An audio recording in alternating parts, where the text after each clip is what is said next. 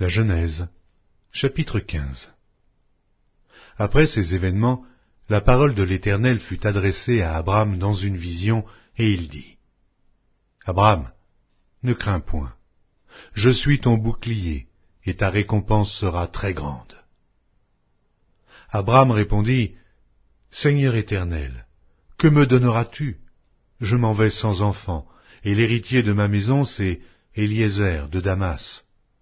Et Abram dit : Voici, tu ne m'as pas donné de postérité, et celui qui est né dans ma maison sera mon héritier. Alors la parole de l'Éternel lui fut adressée ainsi : Ce n'est pas lui qui sera ton héritier, mais c'est celui qui sortira de tes entrailles qui sera ton héritier. Et après l'avoir conduit dehors, il dit : Regarde vers le ciel, et compte les étoiles, si tu peux les compter. Et il lui dit : Telle sera ta postérité. Abram eut confiance en l'Éternel, qui le lui imputa à justice. L'Éternel lui dit encore : Je suis l'Éternel, qui t'ai fait sortir d'Ur en Chaldée pour te donner en possession ce pays. Abram répondit : Seigneur Éternel, à quoi connaîtrai-je que je le posséderai ?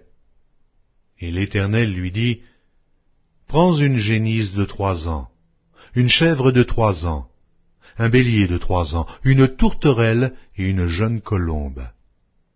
Abram prit tous ces animaux, les coupa par le milieu et mit chaque morceau l'un vis-à-vis de l'autre. Mais il ne partagea point les oiseaux. Les oiseaux de proie s'abattirent sur les cadavres, et Abram les chassa. Au coucher du soleil, un profond sommeil tomba sur Abram. Et voici, une frayeur et une grande obscurité vinrent l'assaillir. Et l'Éternel dit à Abram : Sache que tes descendants seront étrangers dans un pays qui ne sera point à eux. Ils y seront asservis, et on les opprimera pendant 400 ans. Mais je jugerai la nation à laquelle ils seront asservis, et ils sortiront ensuite avec de grandes richesses. Toi, tu iras en paix vers tes pères. Tu seras enterré après une heureuse vieillesse. À la 4e génération, ils reviendront ici, car l'iniquité des Amoréens n'est pas encore à son comble. Quand le soleil fut couché, il y eut une obscurité profonde, et voici, ce fut une fournaise fumante. Et des flammes passèrent entre les animaux partagés.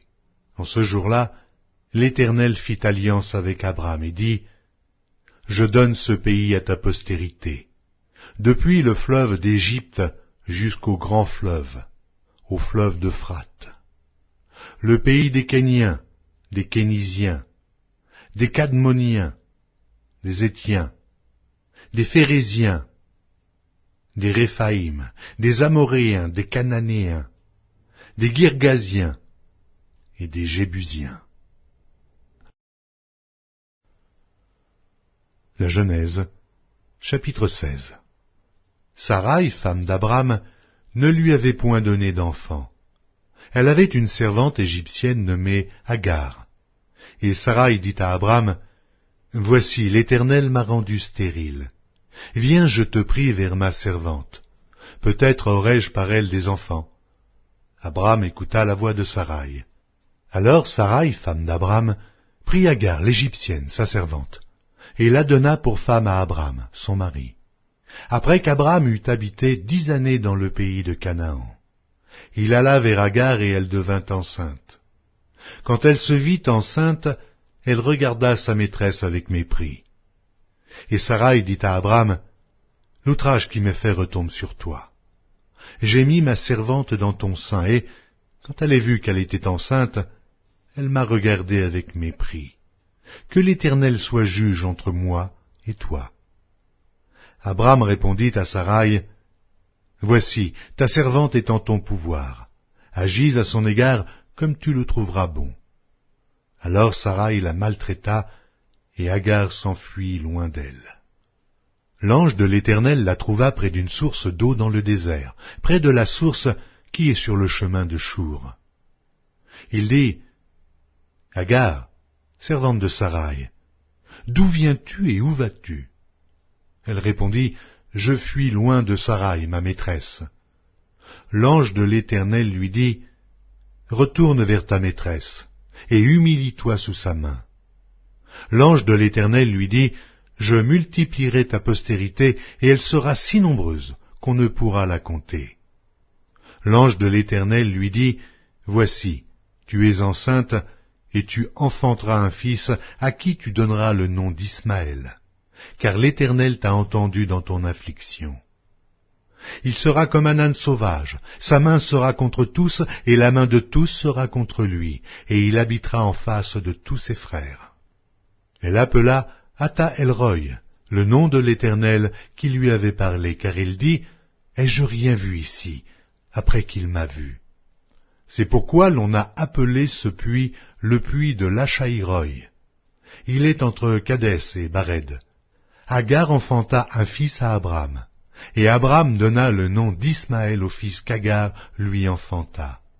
Abraham était âgé de 86 ans lorsqu'Agar enfanta Ismaël à Abraham.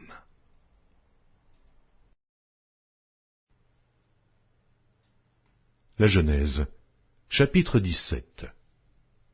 Lorsqu'Abraham fut âgé de 99 ans, l'Éternel apparut à Abraham et lui dit, « Je suis le Dieu Tout-Puissant. Marche devant ma face et sois intègre.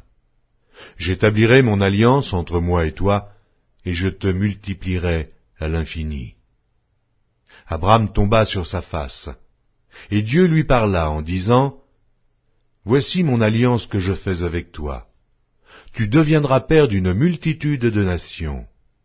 On ne t'appellera plus Abraham, mais ton nom sera Abraham, car je te rends père d'une multitude de nations.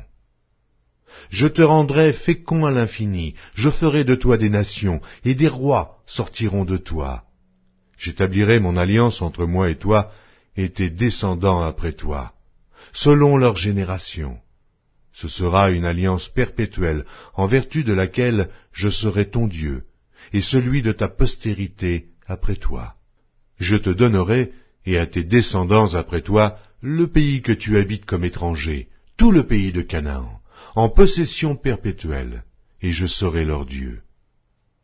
Dieu dit à Abraham, toi, tu garderas mon alliance, toi et tes descendants après toi, selon leur génération. C'est ici mon alliance que vous garderez entre moi et vous, et ta postérité après toi. Tout mâle parmi vous sera circoncis. Vous vous circoncirez, et ce sera un signe d'alliance entre moi et vous.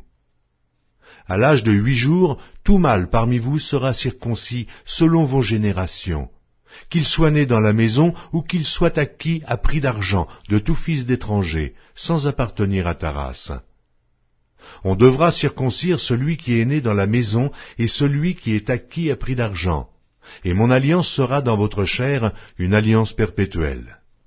Un mâle incirconcis, qui n'aura pas été circoncis dans sa chair, sera exterminé du milieu de son peuple. Il aura violé mon alliance. Dieu dit à Abraham, « Tu ne donneras plus à Saraï, ta femme, le nom de Saraï, mais son nom sera Sarah. Je la bénirai, et je te donnerai d'elle un fils. Je la bénirai, et elle deviendra des nations. Des rois de peuples sortiront d'elle. » Abraham tomba sur sa face. Il rit et dit en son cœur, « Naîtra-t-il un fils à un homme de 100 ans?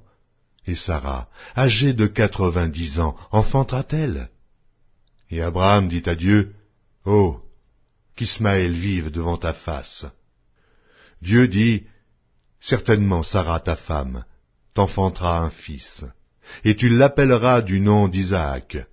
J'établirai mon alliance avec lui comme une alliance perpétuelle pour sa postérité après lui. À l'égard d'Ismaël, je t'ai exaucé. Voici, je le bénirai, je le rendrai fécond, et je le multiplierai à l'infini. Il engendrera 12 princes, et je ferai de lui une grande nation. J'établirai mon alliance avec Isaac, que Sarah t'enfantera à cette époque-ci de l'année prochaine. » Lorsqu'il eut achevé de lui parler, Dieu s'éleva au-dessus d'Abraham. Abraham prit Ismaël, son fils, tous ceux qui étaient nés dans sa maison, et tous ceux qu'il avait acquis à prix d'argent, tous les mâles parmi les gens de la maison d'Abraham, et il les circoncit ce même jour, selon l'ordre que Dieu lui avait donné. Abraham était âgé de 99 ans lorsqu'il fut circoncis. Ismaël, son fils, était âgé de 13 ans lorsqu'il fut circoncis. Ce même jour, Abraham fut circoncis ainsi qu'Ismaël, son fils. Et tous les gens de sa maison, nés dans sa maison, ou à qui a pris l'argent des étrangers, furent circoncis avec lui. Psaume 6. Éternel, ne me punis pas dans ta colère, et ne me châtie pas dans ta fureur, aie pitié de moi, Éternel, car je suis sans force. Guéris-moi, Éternel, car mes os sont tremblants, mon âme est toute troublée, et toi, Éternel, jusques à quand? Reviens, Éternel, délivre mon âme, sauve-moi à cause de ta miséricorde, car celui qui meurt n'a plus ton souvenir. Qui te louera dans le séjour des morts? Je m'épuise à force de gémir, chaque nuit ma couche est baignée de mes larmes, mon lit est arrosé de mes pleurs, j'ai le visage usé par le chagrin. Tous ceux qui me persécutent le font vieillir. Éloignez-vous de moi, vous tous qui faites le mal, car l'Éternel entend la voix de mes larmes, l'Éternel exauce mes supplications, l'Éternel accueille ma prière. Tous mes ennemis sont confondus, saisis d'épouvante, ils reculent, soudain couverts de honte.